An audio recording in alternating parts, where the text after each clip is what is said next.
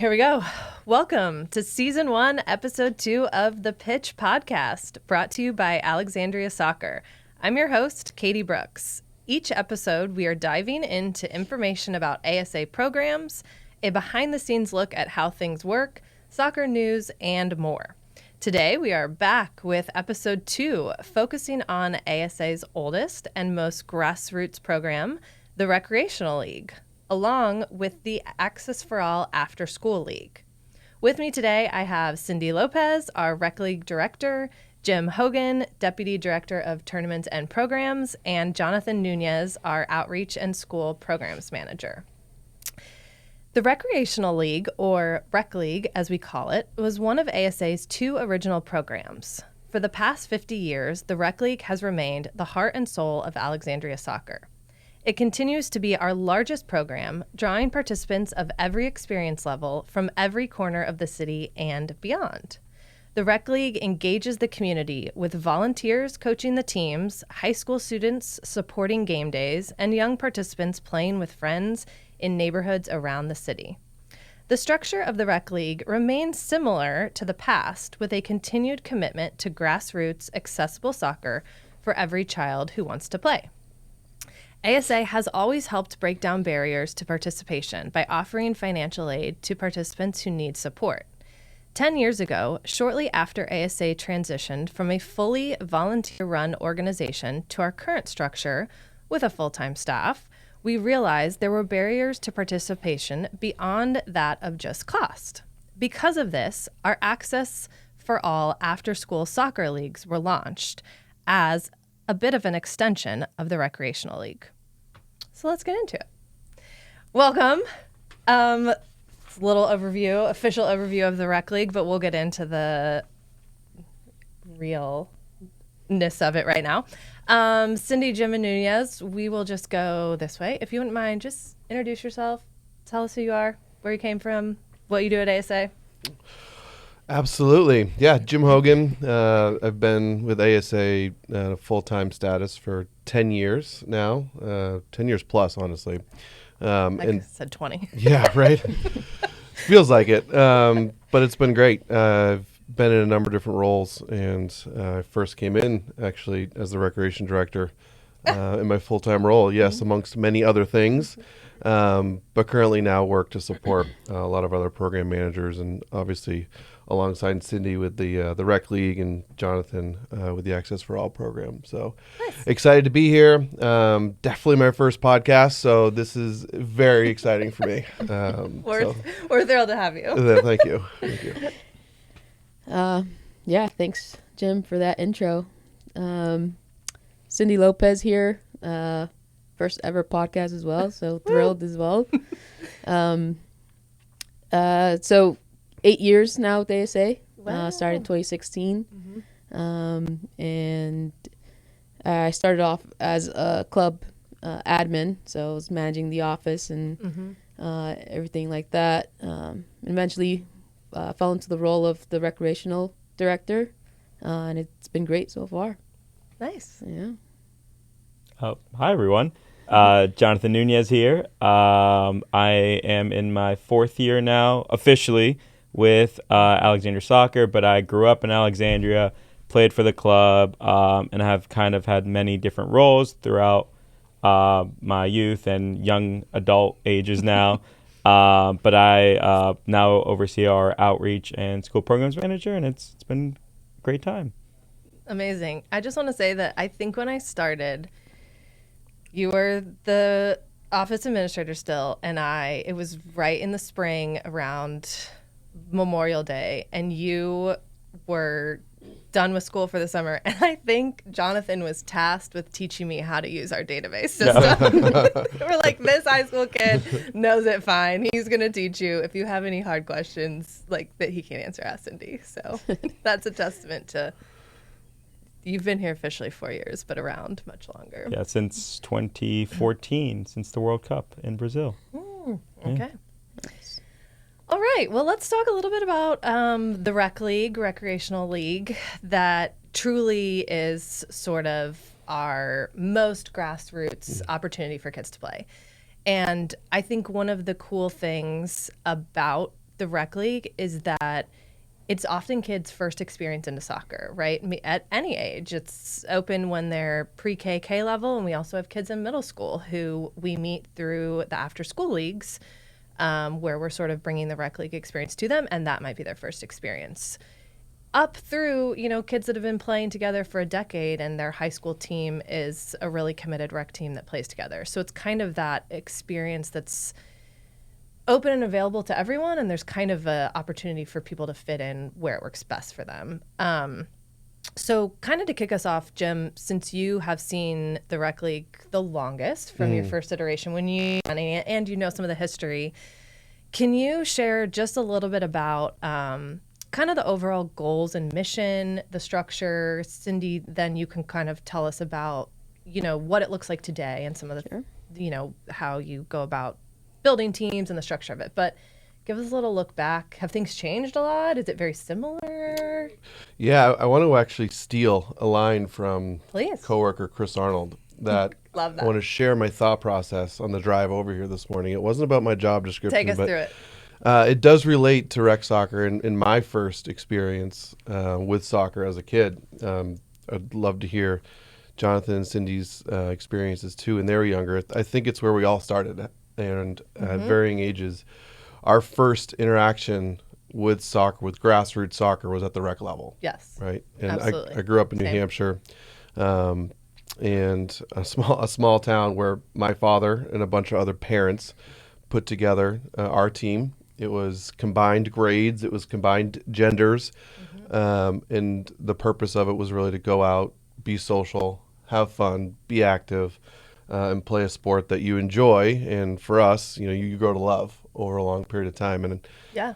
I think about what we do now and how much that still resonates with the grassroots recreational soccer experience. It's your volunteers, parents, grown-ups in the neighborhood supporting these kids at the youngest age groups. And as we remind ourselves that these kids want to go out with their classmates, with their neighbors, with their friends, and they just want to run around and have a good time. And you know what? If you can nail that post-game snack after a game, Perfect. I mean, you've crushed it. You've crushed your recreational experience. Yeah. And I think back, and I'm so thankful to volunteer coaches that I had. Obviously, I referenced my father being one of them, but I look at the work we do in the community and how much we rely on them to deliver the experience. And as we professionalized our staff and invested in the resources, we remind ourselves of how important the volunteer coaches are. Yes. And Cindy has done a phenomenal job the last few years making our coaches feel more appreciated than they ever have been. We have to continue to remind the community that is volunteer-based and continue to have a big ask of time and energy of our volunteers to support these kids, because we try and make it so that the barriers of entry are as low as possible and recognize what those barriers are over a lot of conversations and a lot of time and a lot of thoughtfulness, so that anyone who has the slightest interest or passion in the sport can participate, starting at pre-K, as you said, all the way up through high school. And I think club-wide, we've even gone younger than pre-K with our TOTS program. Can't wait to hear that podcast for our 2, 3, and 4-year-olds. That'll be a blast. But then our adult leagues and our amateur teams too. So we're and our women's pickup, right? We've got females in that group in their 70s. Yeah. Playing grassroots Yeah. entry-level soccer. Yeah. That's great. And I'm glad we started off right away. I wanted to talk about the volunteer coaches who make the league run. And so the way that our rec league is structured is that kids are generally placed on teams near or at the school that they live closest to or that they choose to play with. So that's how we try and group kids. They're playing with classmates, friends, neighbors, and we recruit volunteer coaches.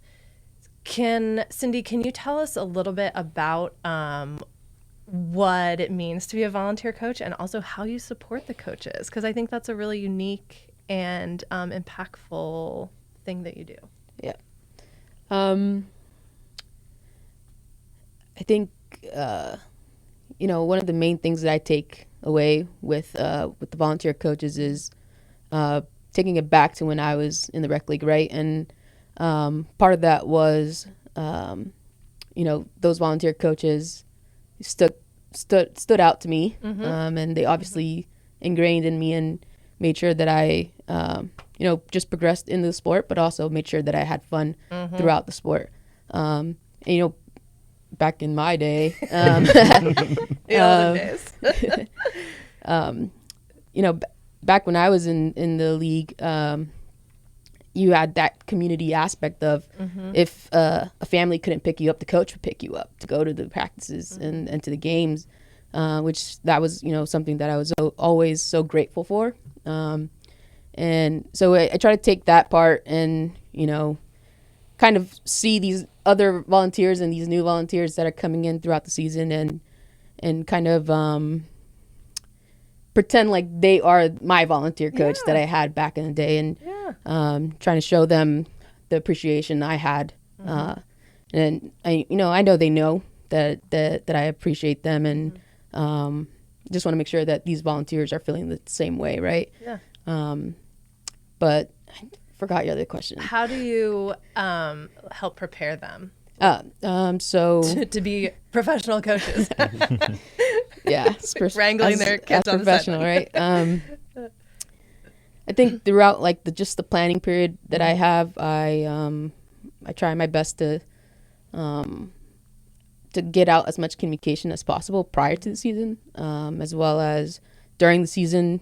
Trying to send out weekly emails to them, trying to hype them up as much as possible throughout the season. Yeah, I mean, I to your point about your dad being your coach, my mom was also my first coach, and I remember her going to the library and checking out books to come up with activities. And I think something that you're doing is providing coaches with weekly age-specific, developmentally appropriate games, right? So that a parent doesn't necessarily have to go check something out and read about what's a good game for third graders, right. Development level. I think you do such a good job sharing activities as well as information. How's the field set up? How many kids should be on the field? Sharing reminders like keeping kids standing in line is not a super effective use of your practice time. Tips and tricks. I mean, tell us a little bit about the preseason coach training that we hosted. So, before we would host it ourselves. Just have some of the ASA Academy coaches come out and run it. And one of the big ones, shout out to Grigor, he would just, have a bunch of coaches come out during a ball mastery session. And he would get a big group of coaches just coming out there. So, but the last 2 seasons we've kind of partnered up with BYSA, and they've been able to do a Coaches for Coaches clinic, kind of like grassroots, right?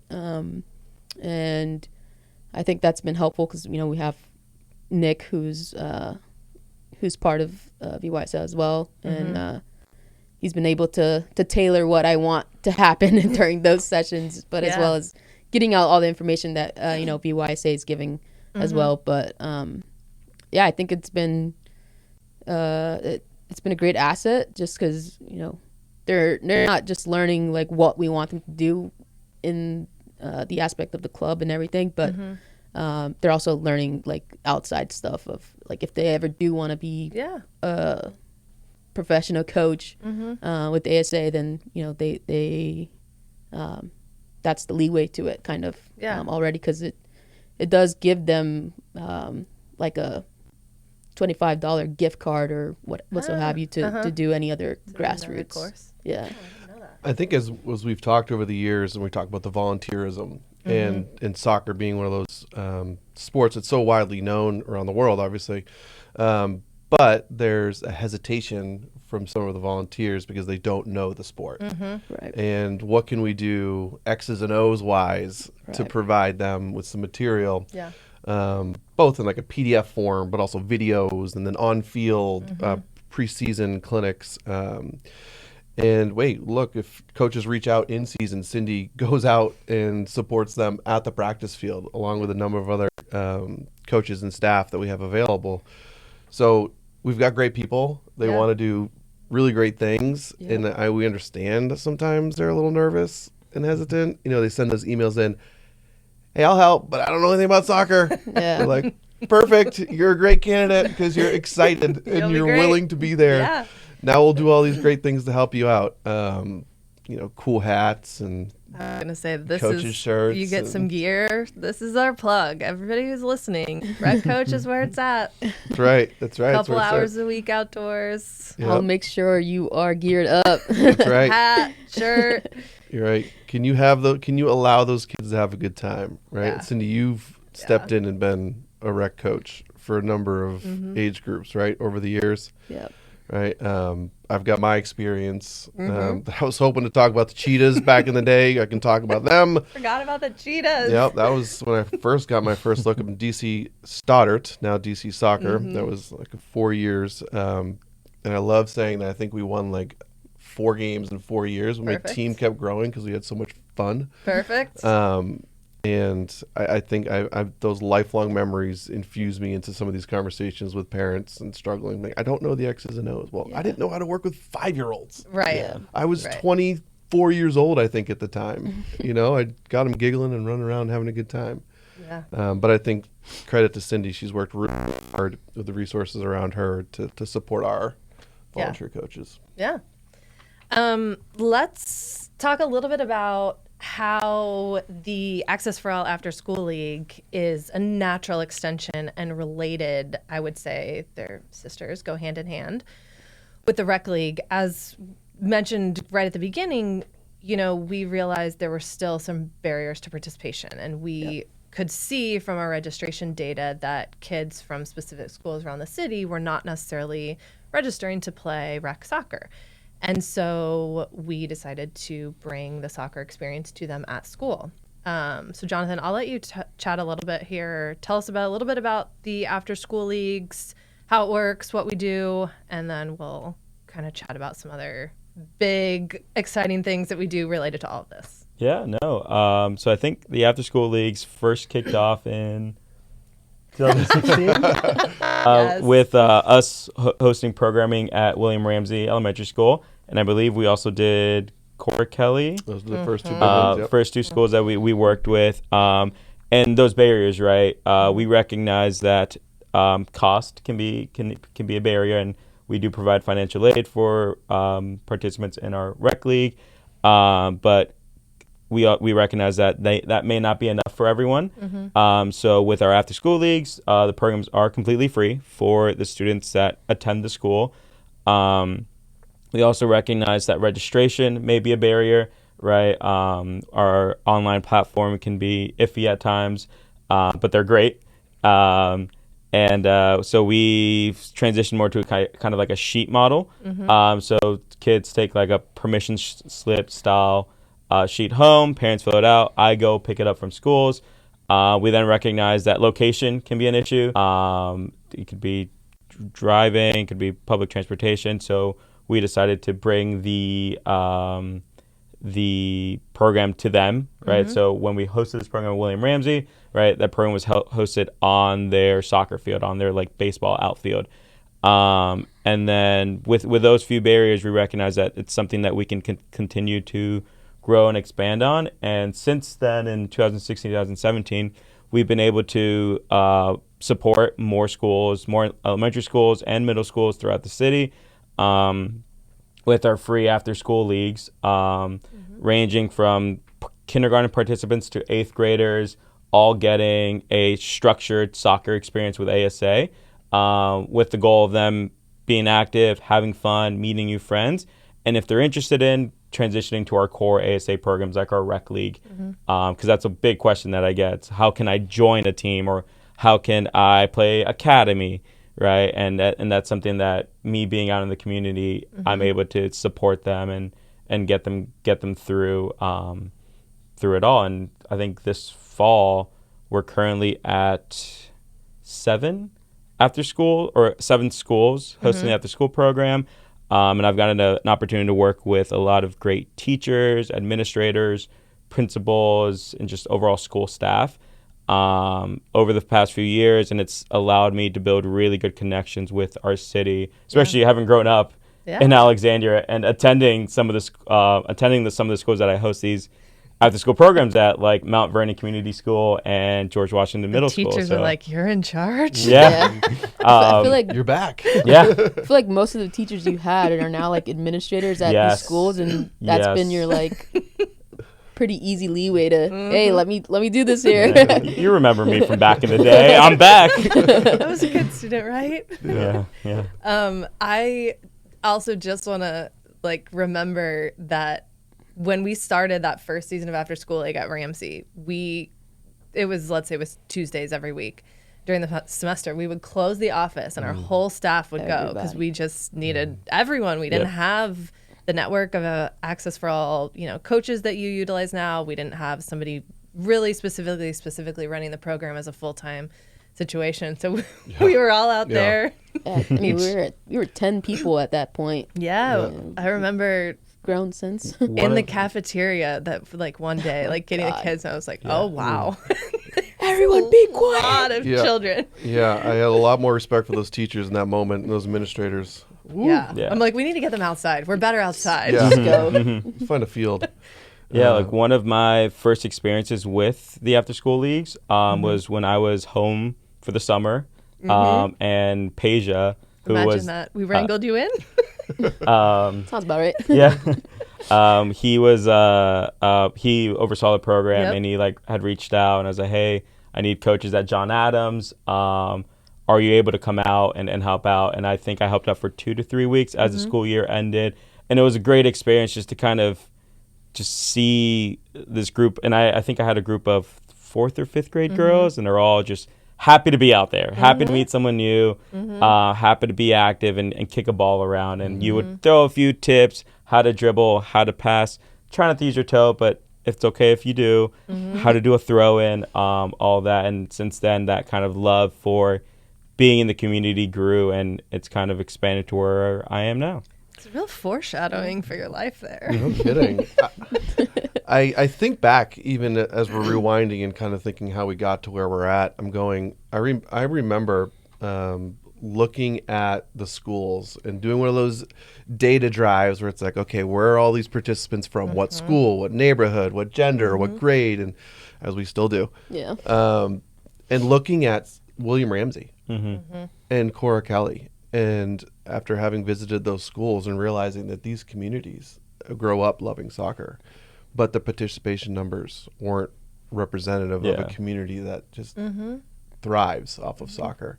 And going out to the schools and saying, hey, look, this information speaks for itself, but what can we do together to get these kids playing soccer? And I think that started some of these conversations where they're coming to us now and saying, how can they use soccer to support the education side of things, right? Some of the things that you're probably hearing, I mean, you can share in more detail, but related to testing and attendance and when on days that we host versus days that we don't host, and the byproduct of soccer in the schools and working with the kids and the teachers at the different grades and different levels has been something that I don't necessarily know that we intended right away, but with participation numbers rising and now more and more schools wanting our programs, I think that there's been a lot of great success stories there.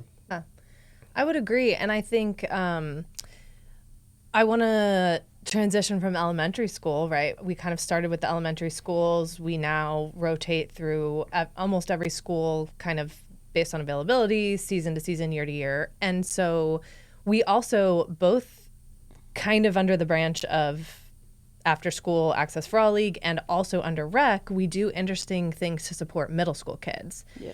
And I think surrounding COVID and post-COVID, we definitely read about and saw a need for continuing to find ways to support teenagers and making sure we had access to them. So I want to hear maybe, Cindy, tell us a little bit about the Hammond International Academy and the tournament. Chat about futsal if you want, if that is related. And then let's talk about the GW after school program. Yeah. So we'll start here. Yeah. So, pretty much every school or middle school and high school in Alexandria has an international academy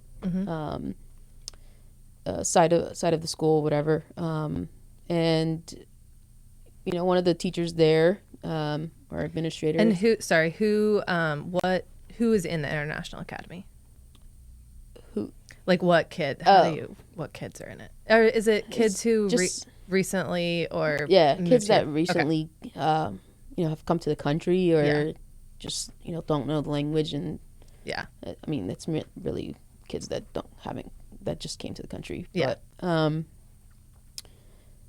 so we've had teachers that reached out to us and wanted to make things happen. So our initial instinct is, of course, like, what can we do to help? And it turned into, us kind of taking over, but just like tweaking it to make it, a fun and just an environment for kids to enjoy, I would say, right? Yeah. I think at that time, like, at first it was just us going to be referees or coaches, and we were like, hey, we can make this better for these kids, right? And James at Hammond Middle School, he was like, yeah, help.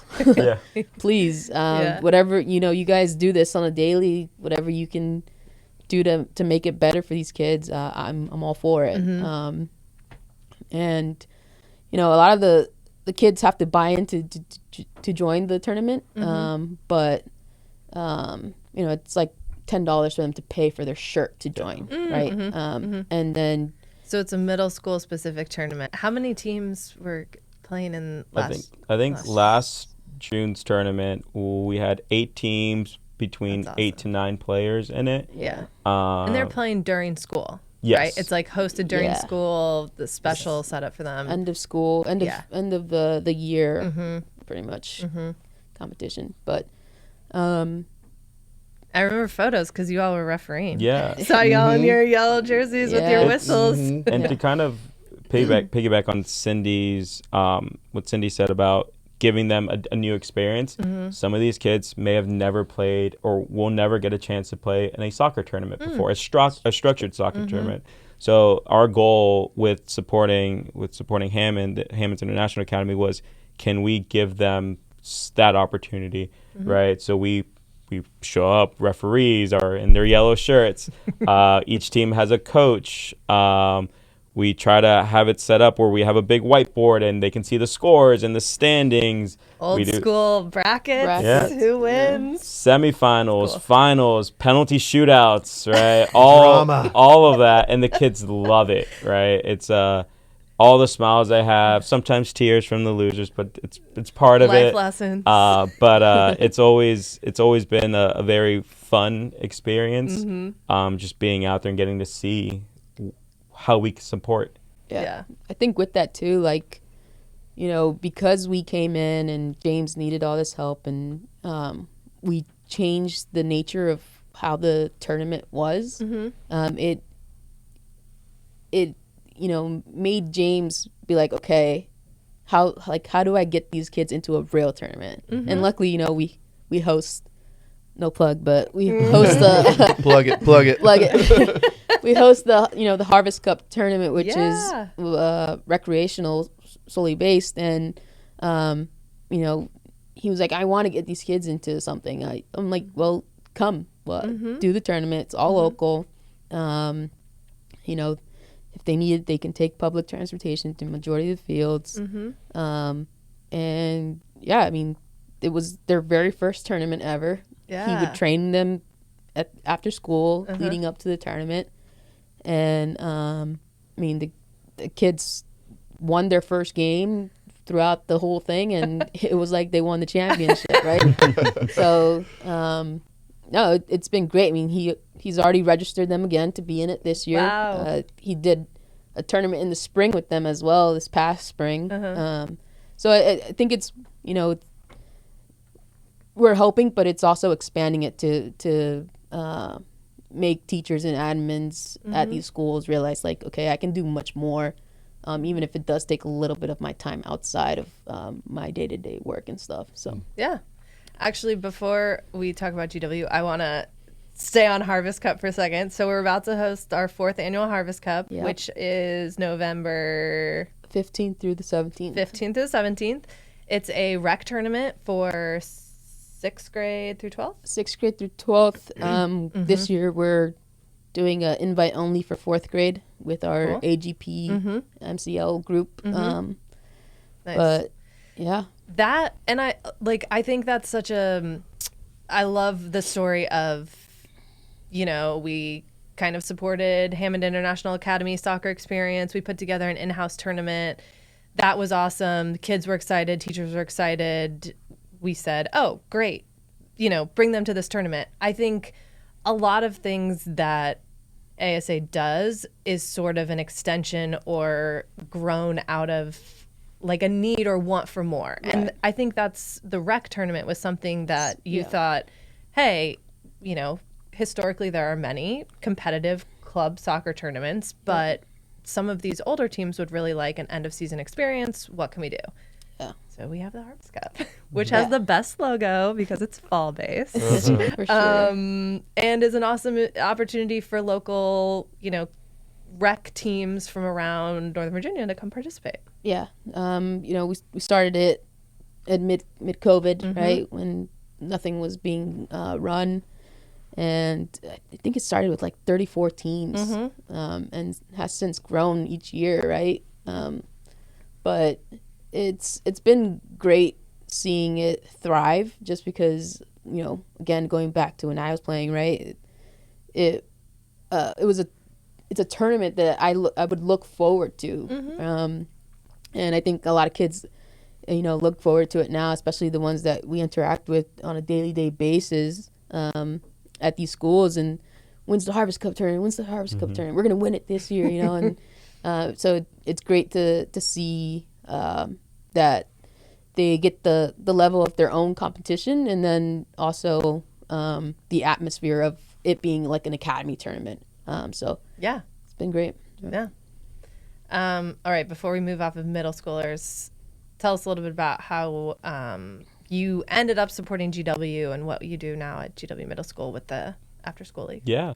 So a couple years ago, I think around the same fall that Harvest Cup had first started, a teacher at George Washington Middle School, Allison, had reached out to me and had mentioned that on Mondays, kids have their asynchronous day, so they're fully remote, and they are in need of kind of interacting with each other, but also being active playing soccer.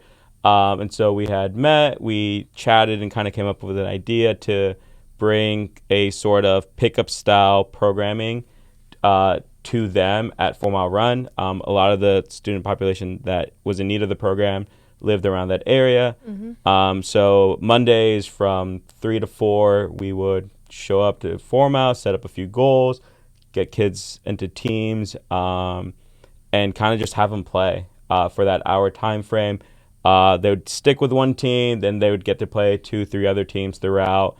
A lot of goals, a lot of celebrating, a lot of smiles, and it was great for them to be able to socially interact with others. And since then, every fall and spring, we're able to come back to GW to have this program. And it's basically them just, school ends, you hear the bell ring, we have the field set up, they walk out, they know what fields to go to, and we get them playing. And I think on a beautiful sunny day, we're hitting 100, 120 kids, getting them all onto teams, getting them playing as quickly as possible. Cindy did help out last week. It can be a lot at times, but just kind of the connections that you can build with them, and just, again, the smiles that it brings to the face.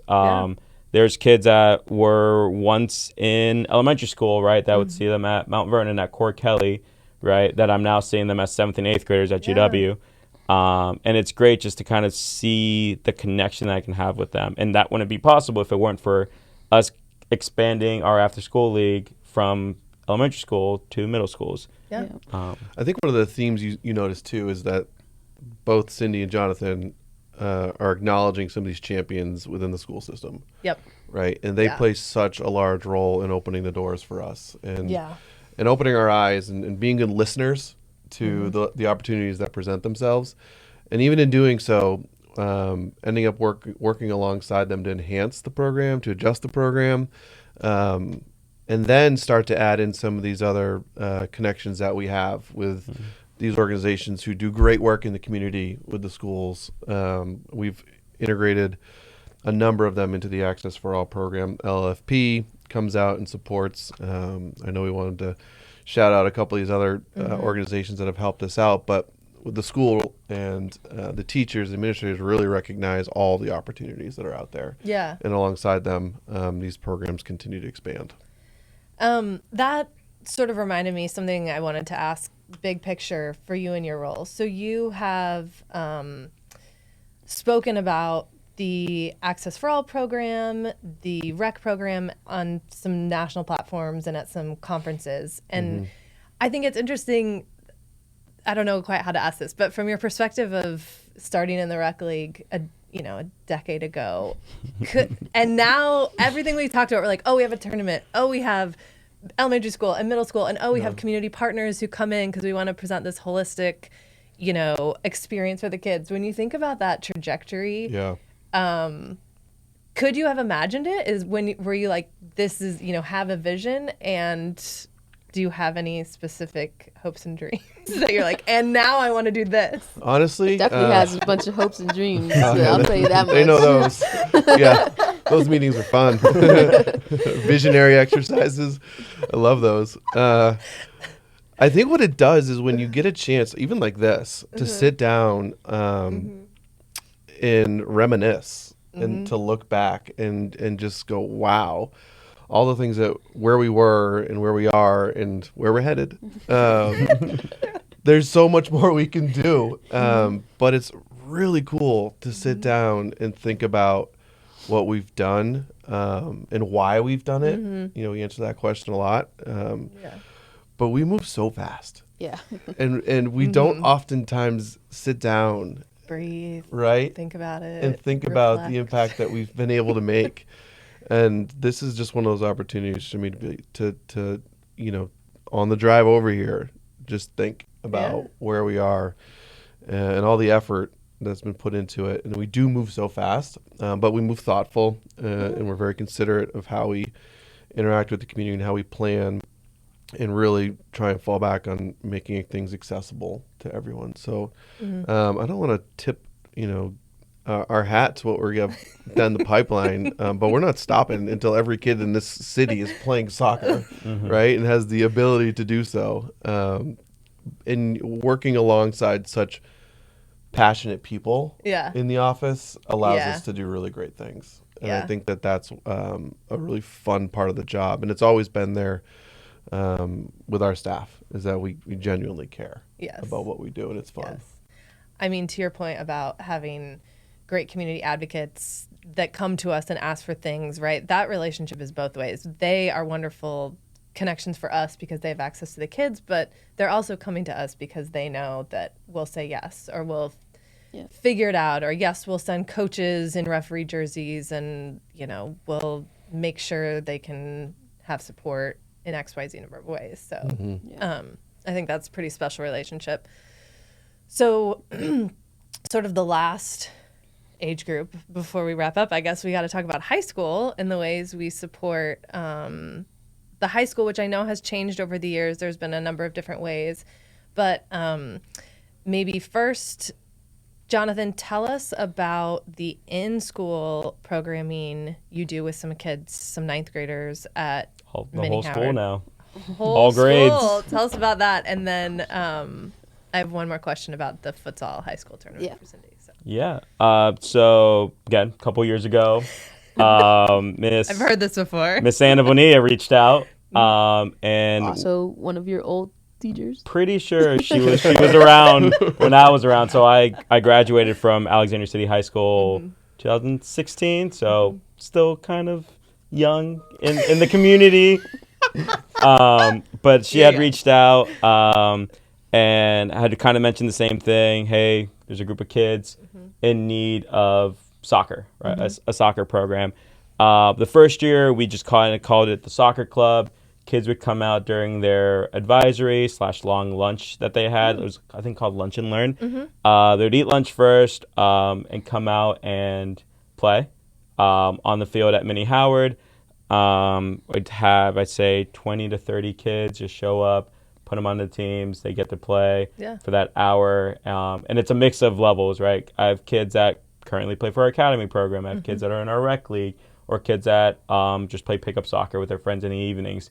And then since then, the club itself has kind of progressed to where we are somewhat of a branch within the YIPS club, which is what it's called now, where What does YIP stand for? Can you I tell us? believe it stands for Youths in Progress. So it's a club. I think it's about 110 kids now. Wow. 50 at Mini Howard, 60 at Alexandria City High School, where they get different opportunities to attend workshops, tutoring support, and a lot more, but we support with the soccer side. And so we come out to their advisory period on Mondays this fall, and we kind of provide that soccer programming for both schools. Right at Alexandria City High School, they get to play on the beautiful blue turf that we all know and love.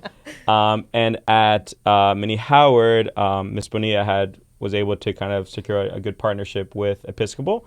So nice. we walked the kids over to Episcopal, and we're able to play there for the 45 minutes to an hour that we get with them. And again, it's been a great opportunity for me to continue to connect with our community. Yeah. And seeing kids that there's a few kids that I remember that were sixth graders at GW back in 2021, 2020, and are now sophomores, juniors at Alexandria City High School in Mini Howard. So it's been really nice to kind of still be a part of their lives. And my big thing is always just building connections with not only the schools and the administrators, but the kids, right? And being able to not be a coach for them. And I tell the coaches that I work with, you're not really a soccer coach, but you're more of like a mentor or a role model, someone they can look up to. So that when I'm, especially at the high schoolers, and they ask me tough questions about, what did you do growing up? How were you in high school? And I tell them, like, look, you just got to find what you're passionate about and kind of go through with it. And being able to work with Ms. Bonilla and the high schoolers has allowed me to kind of continue to put that message out to them and support them. And then here in the next 5 to 8 years, they'll be coaching in our rec program. Those kids will graduate and come back to give back their time. Let's hope. Yeah, fingers crossed. Cindy, tell us a little bit about the Alexandria Police Foundation with Alexandria Soccer Futsal event we've been doing. Yeah, I feel like this event started when I also started at the club. I feel like, So, the Alexandria Police Department, their resource officers were at Alexandria City High School, and they saw a need again for these international academy students. And obviously, very heavy on soccer, and they just started a tournament, a futsal tournament. It was first, I guess, promoted as you get to play against police officers. So obviously, you as a kid hearing that, you're like, yeah, let's go school some police officers. So 4 Mile is always, it's normally where all these international academy students come from. And obviously the west end of Alexandria as well, but 4 Mile was the main attraction, and they were able to get a bunch of partners to come to donate food and just be out there and showing face, right? So I think it started with like 4 teams or so, and including the police department team, and from there, it's just been, 8 to 10 to, Yeah. you got to start at 12 and make sure you're ending by 6 before the sun goes down.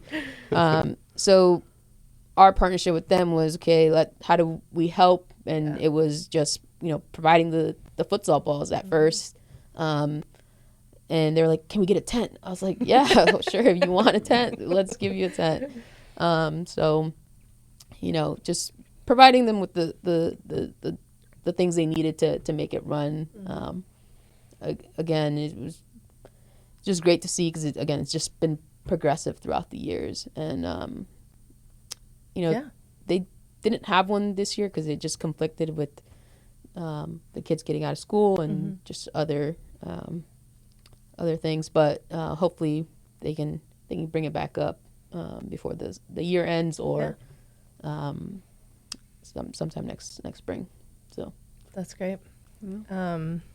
All right. Well, I kind of want to wrap up by, I'll give you all a second to think. Just think about maybe your role, what you're excited about for the future, maybe, what's the most meaningful aspect of kind of how you spend your time that you want to share as we log off. And as you think about that, I'll just kind of say right now that both the Rec League and the Access4All League have wonderful coaches, both volunteer and the Access4All League. I know we have some paid coaches on staff. So if anybody is interested in getting involved, we have options. And, I think we did some interviews with rec coaches in the past where we asked parents who had stepped up what their experience was like. And it was actually really special and telling that they all were like, this was unbelievably rewarding. I was so nervous and I love this. And thank you for giving me this opportunity. And I got to spend additional time with my kid on the field. Right. And they thought it was really special and I didn't realize that. So that's our final plug here. There are opportunities to get involved. Yes. Reach out. Yes, please do. Send us a message. You can find us anywhere.